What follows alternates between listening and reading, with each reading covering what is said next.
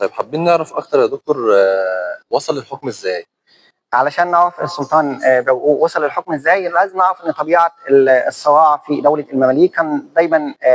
الغلبه فيه للاقوى، والاقوى ده ليس صاحب الجند الاقصى ولا صاحب السلاح الاقوى، وانما قد يكون صاحب العقل الاذكى والمهارات الاعلى. السلطان برقوق في اخر حكم دوله السلطان قلاوون، السلطان قلاوون طبعا وابنائه واحفاده حكموا مصر لمده تقارب من 100 عام، وتقريبا بيمثل حكمهم حوالي 90% من فتره حكم دوله المماليك البحريه. بدأ طبعا ككل دوله عايزين نكون عارفين ومتاكدين ان من سنن ربنا في الكون ان الدول بتبدا قويه وبعد كده بتضعف، فدوله المماليك البحريه اللي بدات قويه جدا في ايام عز الدين ايبك وسيف الدين قطز والمنصور قلاوون والزهر بيبرس، بدات تضعف في ايام احفاد السلطان قلاوون واللي كان اخرهم المنصور حجي. المنصور حجي ده هو ابن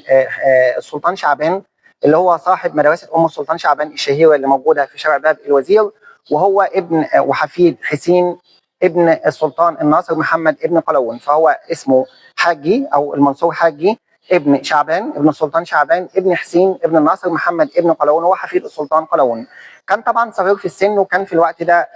زي ما قلنا سابقا كان في اثنين من الامراء متحكمين في الدوله، واحد اسمه بركه خان والثاني كان اسمه برقوق، ودول كانوا امراء في الوقت ده. برقوق وبركه خان بداوا طبعا يتناوبوا ويقسموا شؤون الدوله ما بينهم. كان بركه خان طبعا بيفرض الضرائب الباهظه على الناس، كان بيتعامل بسياسه بمنتهى القوه والبطش والقسوه، والسلطان برقوق اشتهر عنه اللي هو كان امير طبعا في الوقت ده كان لسه مش سلطان، ان هو كان بيلغي القرارات المجحفه المتعلقه بالضرائب والمتعلقه بالانظمه المختلفه اللي بيفرضها بركه خان، فده خلى الناس تتعاطف معاه وخلى علماء الازهر ينادوا به كسلطان على مصر، وبدا فتره حكمه طبعا على مصر سنه 684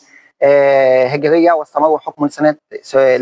801، وتولى ابنائهم بعده حكم مصر، ولهم منشآت معماريه عظيمه زي خنقاه برقوق وخنقاه فرج ابن برقوق.